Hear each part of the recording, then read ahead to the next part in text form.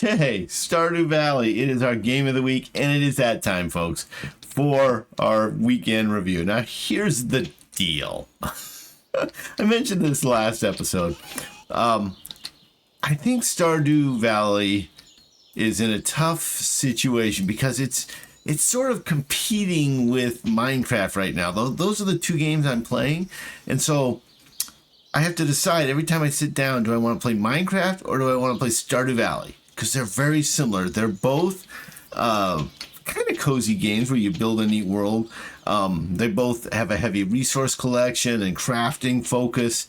Minecraft has a little more threats. This is much more like a pure cozy game, whereas Minecraft, I think, you run into things like creepers that can really ruin your day. And this, you can go to some mines. Here's the farm I've got. It reminds me of Minecraft in the sense that you care for your plants. You've got a hoe and you water. It's a lot of similarities that way. Very different aesthetic, obviously. This is a it's a nice game. Like I said, it reminds me of Minecraft. I'm going to go ahead and finish my chores here before I was going to show you the mines where you can kind of do some adventuring. I've recently discovered that there's at least 40 levels of the mines, so there is a lot to be seen here. One of the things that makes this game a lot different than Minecraft is you kind of go into town. In that sense, it reminds me a little bit of sailing, and where the social interactions are much more relevant. This game seems like it's trying to teach me what I think of as like 1950s greatest generation moral values. Eat healthy food, be nice to people, have an adventurous spirit, and fulfill your dreams. Have a cat, obviously. That's critical down here. I actually didn't know the cat. Oh, speaking of cats, he's like, yes, you called? I've been looking for a dandelion forever, folks. Now I can make my own seeds. I don't know how far one dandelion will go, but I've seriously been looking for dandelions for like the last half dozen episodes. Whoa! Okay, it doesn't normally look like this. There's some sort of fair or something going on. Whoa! That is something that is different from a game like Minecraft, in that this game brings more to you, where things happen without you going adventuring and discovering to make them happen. In Minecraft, there's bad things that populate in the night, but a lot of what you discover is through your adventuring. There's one one person I have yet to meet in this town, because one of the things about this game is you get quests. And whoa, no, I don't want it to end. See, this is normally just these buildings. There's not usually all this activity, so this is a very unusual situation here. Strawberry seeds. Oh, I want strawberry seeds. I've been saving up money for a bigger backpack literally since I started this build or this run, and then I keep spending my money on stuff like seeds. But seeds are how you make money too, and I think strawberries would be a lot of fun. Anyway, so you get quests. One of my quests, normally there is a exclamation point up in the top right hand side of the screen, and I would go there to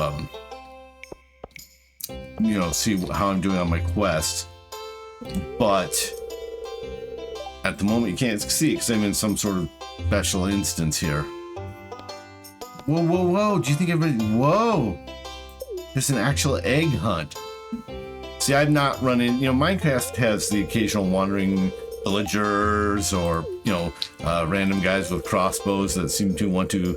it seems like most of the stuff you meet randomly in Minecraft wants to do you harm, whereas with Stardew Valley, it's more like they want to interact with you, or they want you to interact with them. So there's a heavy focus on the social aspect in this game that doesn't exist as a solo player in Minecraft. I think a lot of the interaction in Minecraft is when you're playing with your friends. I don't even know if you play Stardew Valley with friends. I don't know if it's multiplayer or not. I'm a single player gamer, so that's all my content. So I don't even go down that path of discovery. I'm just looking for that one person I haven't met yet, which I gotta believe everybody's out for the Egg Festival, right? That is literally the first quest you get is meet everybody, and I'm still working on that quest. Hey, what a strange thing to eat. Dimitri, I think he's a scientist. Seems like a scientist thing to say, actually. Hadn't actually ever thought about that. I just think of them as delicious. All right, so back to the struggle. The struggle is I've got Minecraft and I've got Stardew Valley going. They're both very similar games. And when I sit down to play, I don't want to play Minecraft. Now, normally the way I grade games is S tier is if it's, sort of a one of one, or at least, creates, like I think of PUBG, where it sort of created a new genre of game. That would get you S tier, even though I've never played the game, but it clearly defined a generation of games. And I don't think this is that. The game that this reminds me of, and maybe it's just the graphics, is a game my kids play called Terraria, and I kind of want to try that now. But that's interesting. I can't interact here. I wonder what's up with that. Huh. Anyway, I kind of want to play Minecraft in those situations, and I feel like I'm playing very similar games when I play these two games. So that's how I'm kind of coming to the decision that Minecraft's going to be kind of that crafting style game, that kind of comfy game that I play. And then I usually do a game of the week, and I think our next game of the week is Age of Mythology Retold. I played Age of Mythology a long time ago, but this is the new, looks like visually enhanced and stuff like that. I don't know if there's gameplay difference because I haven't started it yet. But it's a lot to maintain two games like Stardew Valley and Minecraft, so I have to pick one, and I'm picking Minecraft. So usually S tier is one of those that is just either so good like Slay the Spire, or defines a genre like PUBG, that I don't think this is that. But then A or B is games I want to play some more, and C or D are games I don't really want to play, and I usually use things like production value and quality gameplay to kind of determine which you are you A or B, or you C or D. Since I'm choosing Minecraft over this kind of falls in that C or D category, even though I feel like it's a better game than like a C. Just clearly not a D. This is too good a game for that. But I would normally default to a C, but I actually think it's a B level game.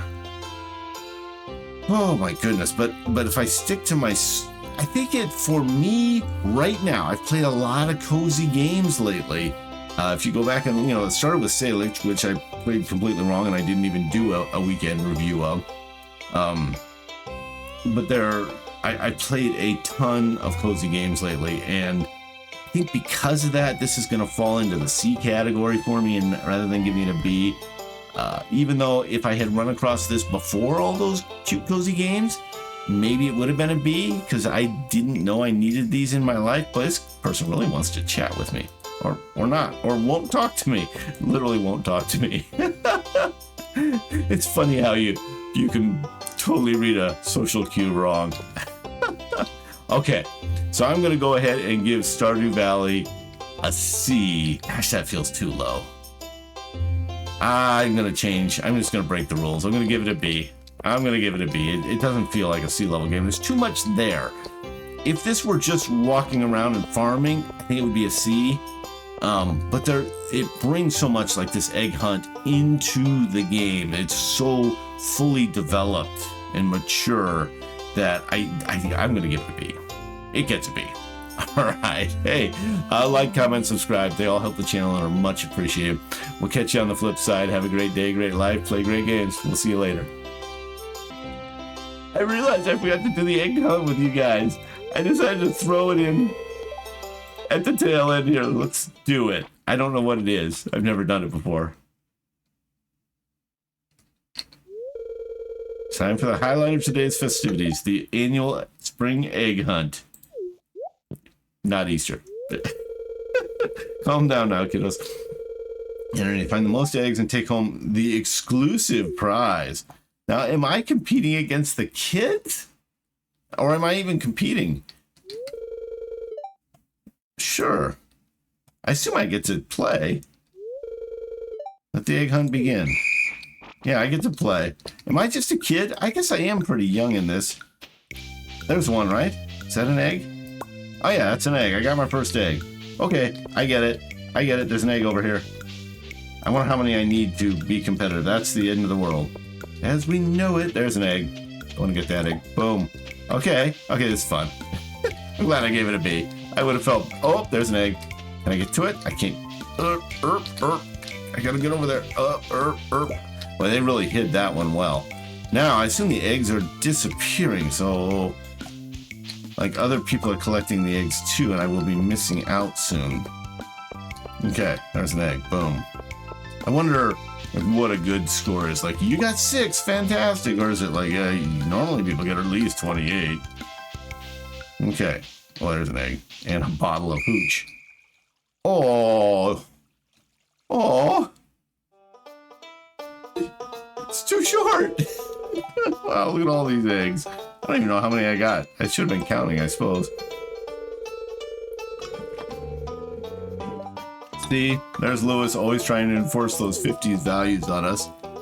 Not that picking up litter is a bad thing. Actually, I remember in the late 60s, early 70s, going around picking up litter with my dad in the neighborhood. Abigail's the winner. Oh, how many did she get? How bad did I lose? What? Where are my stats? So one of my regular gaming buddies is basically a data manager, you know, IT kind of professional. Whoa, there goes the whole day. Okay, here over, by the way, is that journal I was talking about before. But he knows what can be done with data and has insightful critiques of how things could be made better. I feel like knowing where I stood in the egg hunt would be one of those insightful critiques. Fairly obvious. Okay, the day is winding by because it's already 6:10 in the morning. All right, we'll catch you later now. Have a good one. Bye.